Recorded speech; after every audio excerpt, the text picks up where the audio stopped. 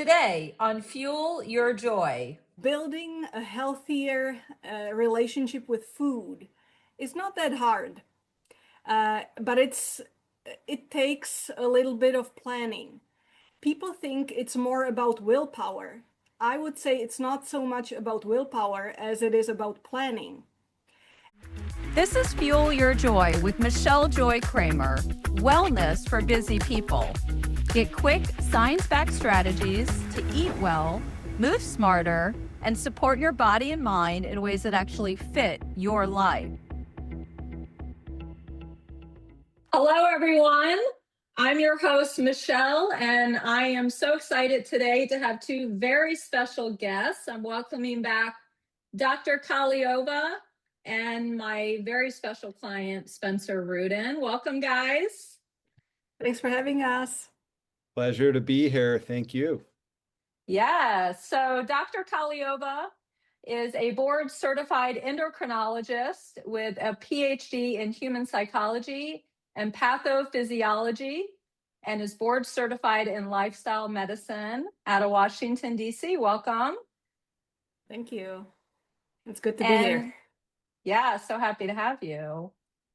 And my lovely client, Spencer Rudin, who is the CEO at A. Rudin, and it's super exciting. It's 4 generations. A. Rudin has been a Los Angeles-based family-owned business, fabricating custom furniture of exceptional quality and comfort. Only exceptional things. Michelle. I had to get those words in. And I'm really excited to have both of you. Spencer has been a client for 7 years. So it's just a pleasure having you here. And we're talking today about one of my favorite topics, which is food addiction and emotional eating, which I know right now a lot of that is going on. What do you guys think? Yeah, absolutely. I am looking to my left to a massive basket of sugar and fat and sweet and crunchy and all of those fun addictive things that I've had the pleasure of enjoying or not enjoying for a big part of my life. But it's not open yet. It's not open. It still has the saran wrap on it. It'll potentially be regifted to somebody else. Not you, but somebody. Good. I'll send you some bows. You can hand it off to some people. Perfect. Well, Spencer, you firsthand have experience. I know we've talked a lot about it also personally for myself as well with food addiction, emotional eating. And I'd love for you to start off and just share a little bit. And I'm going to have Dr. Kahleova come in with some science research around emotional eating and food addiction. I would love for you to just share a little bit about some of your struggles and things that you've experienced firsthand. I'd be happy to. Yeah, I mean, food was definitely my first addiction in my life from a pretty young age. I struggled with weight and overeating and a tendency to gravitate towards sugar and all the things that I wasn't supposed to have. I don't know what came first, the chicken and the egg, me not supposed to have them, or me, binge eating or eating at a really rapid quantity. Um, I come from a family of eaters. I come from people that really center a lot of their life around larger meals and congregating around the dining table, enjoying each other's company, but food being a key component of that enjoyment. And from day one, that is something that resonated with me a lot. And I enjoy food. I enjoy food to this day. I've just been blessed to build, with the help of Michelle and many other people, a much more healthy relationship with food and kind of reframing how I look at it. Taking a step back to my younger years, I think emotional eating was a huge component of building an unhealthy relationship with food. I believe that whenever things were really hard, the first thing that I would reach for was that shiny, wrapped, beautiful, processed, delicious food like a Pop-Tart or a cookie or, I could have had the nickname of Pepperidge Farm back in the day. So uh, I think that sugar often offered an immediate boost of dopamine or of excitement, and a feeling of reassurance, like I'm either being uh, rewarded in many times. I think that's an emotion that I attribute to food from a young age through many, many decades of my life to seeking comfort and an escape at times. When things get hard, Mhm. especially at a young age, and you don't know what to do with those feelings, where are you going to go?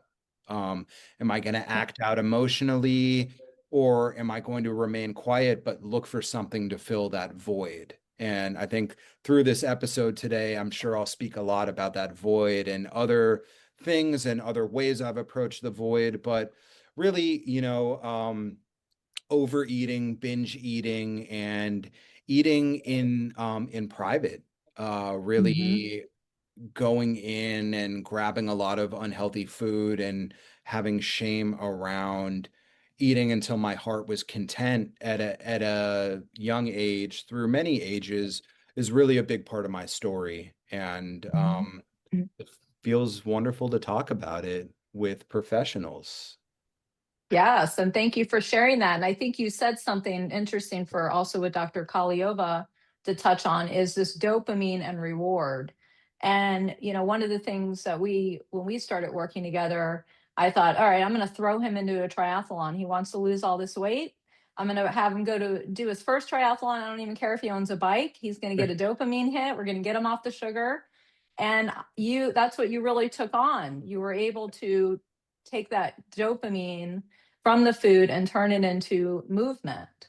And this is something that I teach, and also probably with some research, Dr. Kahleova, that the serotonin and endorphins and dopamine we get from these artificial foods and all these high fat saturated foods, that you can move your body, and get that similar, even better, I feel, don't you? And you got your reward. You finished your first triathlon. I did. I did. That was a So really special experience and something That's that awesome. I never expected to do in my life. It was never on the playbook. I've always been a strong swimmer due to growing up surfing and spending time in the ocean and in the pool. But the idea of running for an exceptionally long period of time or getting on a road bike in spandex, being overweight and unhappy about it was my nightmare. But I replaced the nightmare with something that is a huge pride point, and I'm happy to share that I've done 4 triathlons to date. Wow. Yeah, from Congratulations. That's scratch. awesome. Yeah.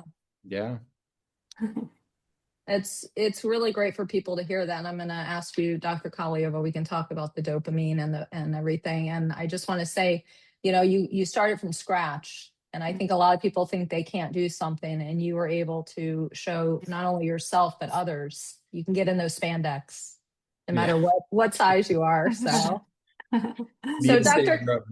need to stay aerodynamic somehow. Yes, But I'll take whatever exactly. help I can get. Yeah. So I'm just curious, as you're hearing this, Dr. Kahleova, what are your thoughts with some of the latest research with emotional eating and what we're talking about here? Yeah, we touched on several interesting points. First of all, when we eat, there's a hit of dopamine in our brain, which is physiological. It's just happening after each meal we eat. Now, people who have some addictions, let's say they're addicted to cocaine, their response is blunted in the brain. So if you do a PET scan, they don't get such a dopamine hit. It's just blunted. That means they need a stronger stimuli, to get the same sense of reward compared with healthy people. And what's interesting, when you do scans on overweight people who struggle with being overweight, you get a similar scan to those who are addicted to cocaine. The response is just blunted. That's why people, feel compelled to eating more and more intense flavors and, foods that will give them basically the same reward that people are getting from healthy foods. And overweight people just need to overdrive the blunted response in their brain. Now, the main question is it reversible? And do you need to do a triathlon to overcome this? Because somebody may be listening and they're like, you're losing me. I don't want to do a triathlon. Is there hope for me? And the answer is yes, because food addictions is something that we're up against with every change in our lifestyle and in healthier nutrition. How many times have you told yourself, I know exactly what I need to eat, let me just eat more salad and, have these green smoothies. And then you know exactly what to do, but somehow you get sidetracked, whenever you're stressed or hungry or lonely or tired. Those are the triggers where you may just react instead of being proactive, and somehow you slip into your old habits, and then you may be angry at yourself, which is not helping, because then you're seeking some comfort in food again. Have you found yourself in a cycle like this? I bet many people who are listening, can relate to this, or at least to some parts of it. So how do we break the cycle? Building a healthier relationship with food is not that hard, but it takes a little bit of planning. People think it's more about willpower.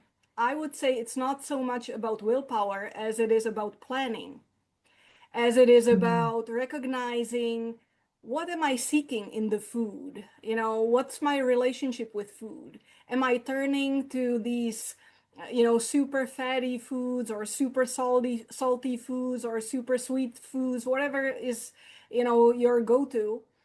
Am I turning to them when I'm angry, when I'm overwhelmed at work, when I'm stressed out, when I'm tired?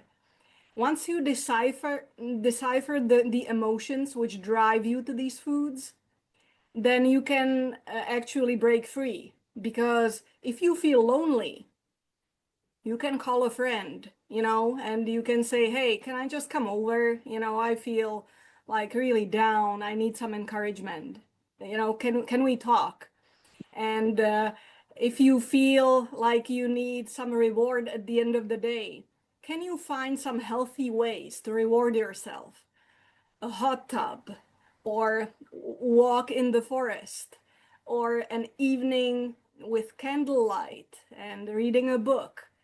I don't know what the reward is for you.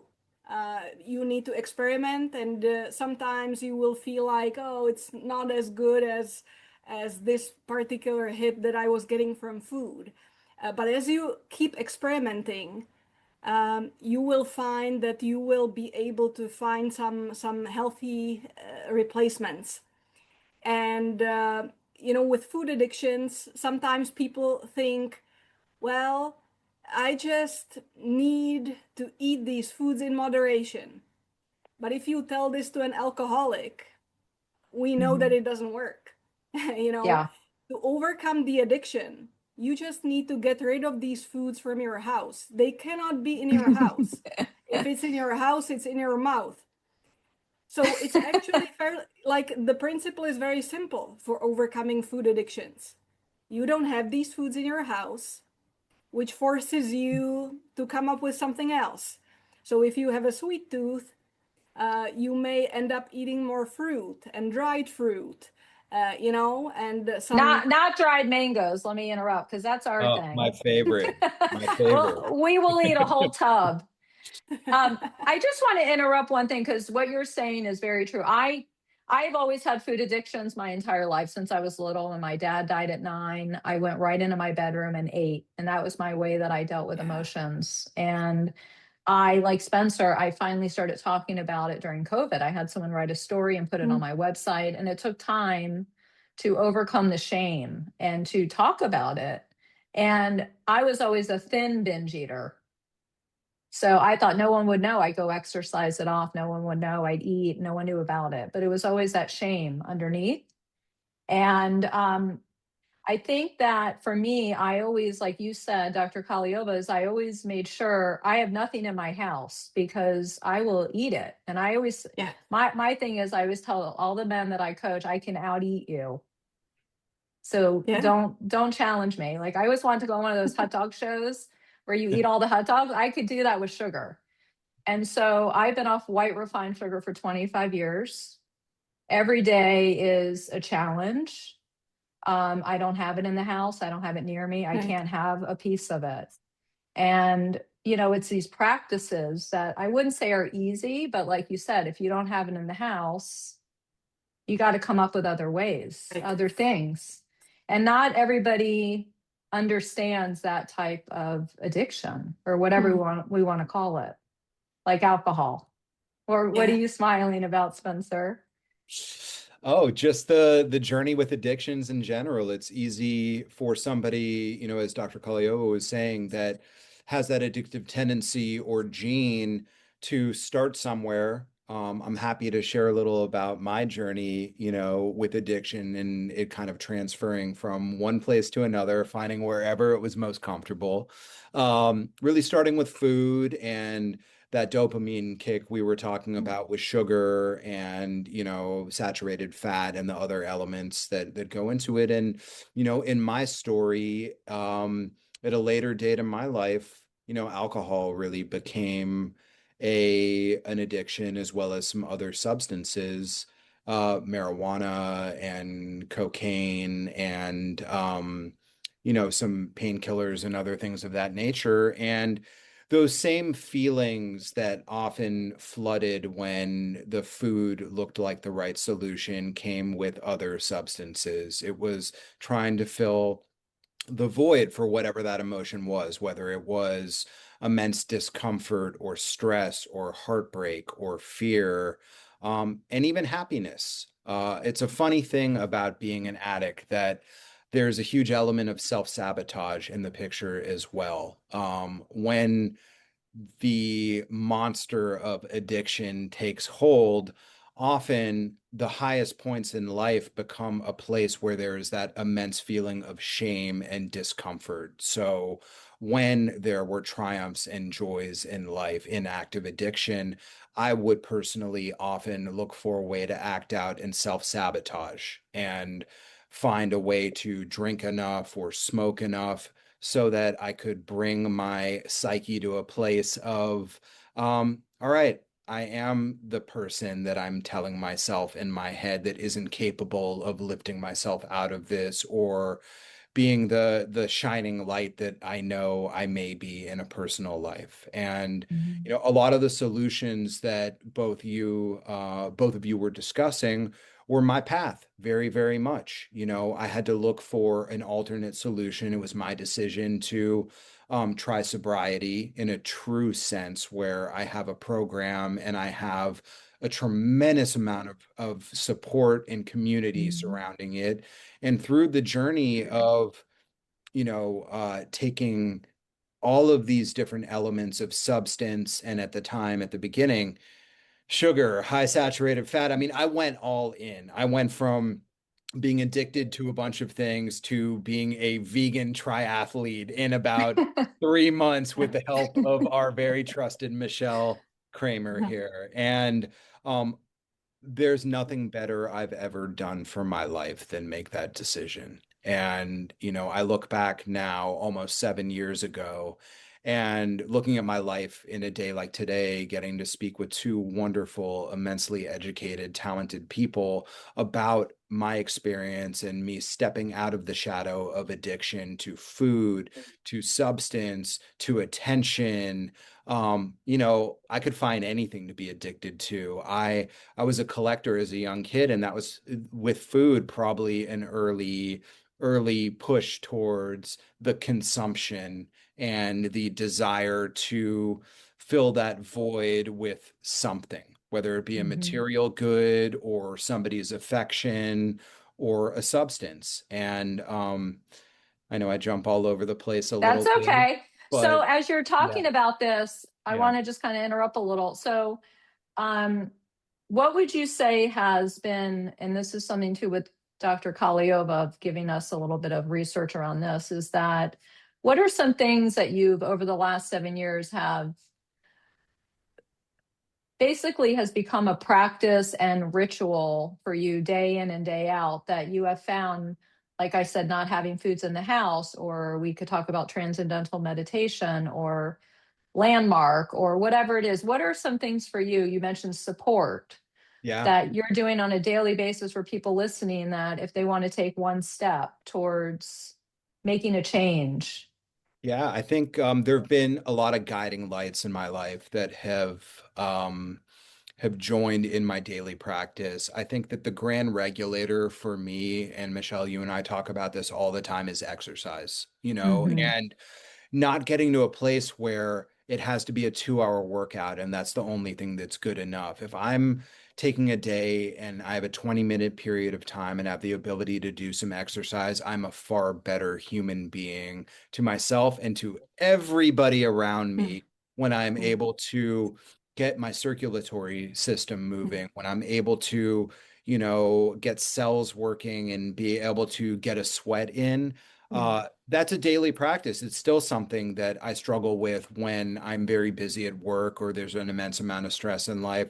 Another thing that you mentioned was transcendental meditation. And Mm-hmm. that's something that I hold near and dear to my heart. And I practice 2 times a day religiously and has changed, I think, my body's composure, chemistry, and has opened my eyes, my heart, and my mind to endless possibilities. And it is Mm-hmm. a incredible place where we can go within and think about everything or think about nothing at the same time. I Yep. have the pleasure of building a really special relationship with Bob Roth, who's the CEO of the David Lynch Foundation, and in growing closer and hearing him talk about both the medical benefits and the personal benefits of this practice, I've been all in. And I have the pleasure of getting further involved in that organization and helping foster things like Meditate LA and some new practices to share my experience and my personal growth through meditation, but now be able to pay it forward and be able to help people in underserviced communities that don't have access to meditation, which is really such a valuable thing in my life. And I know, Michelle, you could speak at length about how meditation has helped you and changed your life. Yes, definitely. Thank you. And so speaking of meditation, is that something I know for transcendental meditation, this huge research came out now with the American Heart Association. So I'm just wondering anything with, as Spencer mentioned, meditation, exercise, because we could talk about this for hours. And I know we're doing shorter podcasts now. Anything you want to say about that, Dr. Kaliova? And then we'll leave a couple things for our guests to take away. Yeah, I'd like to touch on the exercise first. As you mentioned, Spencer, you don't need to feel like it has to be like a super long workout. You can get a good sweat in 10 minutes. You can do a high intensity interval training in 10 minutes and you feel like you're going to die. And it'll give you like some endorphins. It'll give you, something that your body will be grateful for. So that's exercise. Even those so-called exercise snacks, they count. It doesn't have to be super long. Number two is sleep. Many people don't Mm, sleep enough, and it gives your body, it's essential for regeneration, for your memory consolidation, for your body just to be able to recuperate on a daily basis, for your brain to get rid of the waste on a daily basis. So it's important for your mental clarity, but also for your physical performance the next day. So be sure to get in whatever you need. You know your body. Most people need roughly 8 hours. Some people need a little bit more, and some people need a little bit less. You know your body. The thing is, you need to feel rested in the morning. And when it comes to relaxation, meditation, I'd like to just expand on this. It depends on your practices. So meditation is one of them, but it may be reading the Bible, it may be journaling, it may be gratitude practice. So there's quite a few practices that you can do that give your body like immense benefits from just being present, being in the moment, and focusing on something that uh, kind of transcends yourself, you may call it higher power, you may call it the universe, you may call it God, depending on your faith. But just focusing on something that's beyond yourself has been shown super beneficial. Does petting my cat count when I pet my cat Pumpkin? Absolutely. Some animals are used for therapy. They bring animals to hospitals, uh, mainly dogs, but it's only because they're easier to transport to the hospital. But animals are amazing for stress relief. Mm-hmm. I always have Pumpkin in the background when I'm coaching every day, so he holds the energy for us. Yeah. Well, thank you both. I just want to I was just going to say, if there's one thing for each of us to say to our audience, that a takeaway, if someone's newly listening, they're really struggling. I know I struggled for years, Spencer, same for you. One thing that people could do, what would you say? What would be the first thing that's helped you, or that you've heard from your patients, Dr. Kahleova, that is a takeaway for someone that they could do today? What would be an action step? Spencer, we'll start with you. I'm gonna have a hard time offering only one, so I'm gonna stick with my dear friend Green Juice right here. All Ooh. I think that, right. food is medicine, and being able to bring your alkalinity level to the right place, or putting fuel in your body and being able to think about food and develop that kind of relationship helps with everything else. Michelle, you and I have worked Mm. over years of my life in reframing a relationship with food and really having an opportunity to step into fueling my body with the right nutrients in order to achieve all of the goals that I'm building on a daily basis. And I think that Mm. that was a really hard thing for me as an overeater, as a, addictive style eater. But it is possible for each and every one of you. You just have to look at it over a period of time and developing Mm. what it is you want for your life and how you're going to step towards framing out the beautiful road, sometimes challenging, often Mm. challenging, but beautiful road to achieving optimal health and happiness and wellness. And the second thing that I will share is Hope you finding, only get one. sorry, Go um, ahead. finding community and support has been Mhm. immensely helpful for me. When I made the life decision to get sober, Michelle actually joined me for my first AA meeting, and she flew out from Florida to Los Angeles, and I was a shaky little number, and had the courage and had the support to stand up and, share that I was an alcoholic and step into the light. And I really had a light moment at that point, and I haven't turned back. I have best friends that are in a program that I am choosing, and not every program is right for every person. There are Mhm. a litany of different groups that people can be supported by, whether it's for food or alcohol, other substances, codependency, relationships, Al-Anon. It is endless, but there is a wide world out there of support. And I am living proof that when you grab on to the arms, the heart, the life of another human being and share your deepest, darkest secrets, they're not far away from what a lot of other people have experienced. And as much as I think I am my own special snowflake in every regard, there is beauty and there is harmony in finding the common ground in between other human beings. And I welcome anybody that's struggling with any regard to reach out to myself, to reach out to another person, get on the phone, call another human being. I think you'll be unbelievably surprised the level of support you can get and how much we as humans are seeking that connection and bonding and helping one another. That's wonderful. You said it all for all three of us. That was Yeah. mine, support. And I'll just keep it quick. Thank you for that. Spencer, I think that like Dr. Kahleova, like you said, is getting everything out of the house. That has been a life lesson for me. I know if it's in the house, and I know the minute I buy it at the store, there's trouble. Yeah. And so knowing that, because for me, I would plan it out the whole day. I'm going to go drive and I'm going to go get it. It became this obsession. And I never wanted to get on the phone. I wouldn't call anyone. I would just eat alone. So as great as that sounds, it was something I would never do. No one was going to stop me. I was going to have my thing.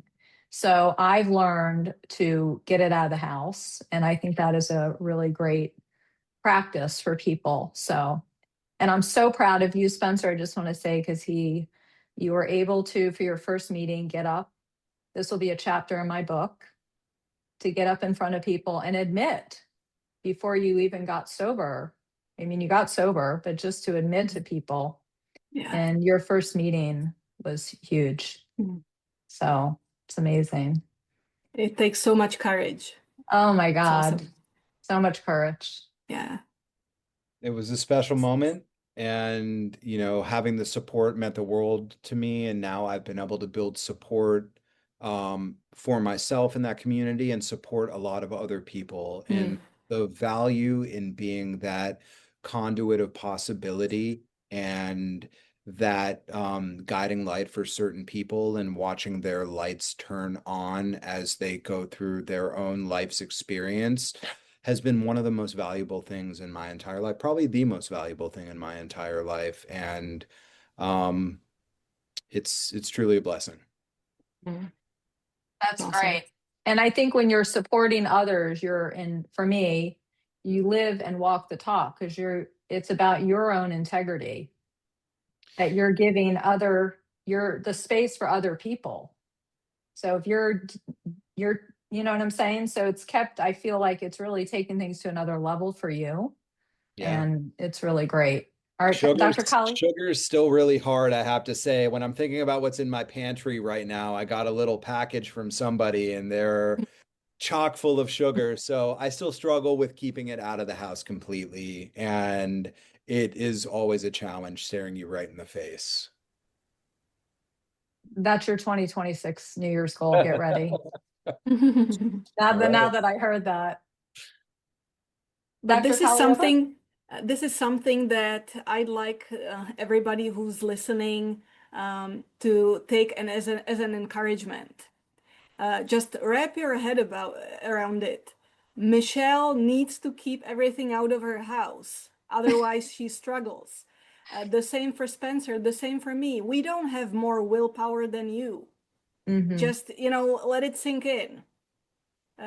You just need to create a system that will set you up for success instead of failure. Right now, you're probably buying certain items out of habit, and you just have them at home and you just eat them and replace them. And it takes a little bit of planning. It takes a little bit of experimenting. What can I replace these items with? And you will find some. If you don't have those addictive foods in your house, it'll force you. You'll be like, what can I eat? I feel like eating something sweet. There's so many things, figs and dates, and dried mango is a big one. Yum. Yeah. No. That's one of my red foods, they call it. In Overeaters Anonymous, you have the yellow, green, and red. Love those. And I will say one more thing too. as you're sharing this, adding in, this one thing I always coach about, adding in, not taking away. And so by Spencer, with your green juice, adding that in stabilizes blood sugar. It's a start. You could have a little fruit in it, and then you can move into something like celery juice or something. And that was life-changing for me as well. So, well, wonderful. I just want to thank you both for being here. I know we can continue this conversation. It's a very big topic personally and also for both of you. And thank you so much for being part of our conversation today. And I hope we've made a difference for all of you listening. And thank you, Dr. Kahleova and Spencer. Thank you. Thank you. And thank you for listening to Fuel Your Joy. And we look forward to speaking with you again. You've been listening to Fuel Your Joy. Subscribe for simple, on-the-go wellness tips that help you stay energized, focused, and feeling great.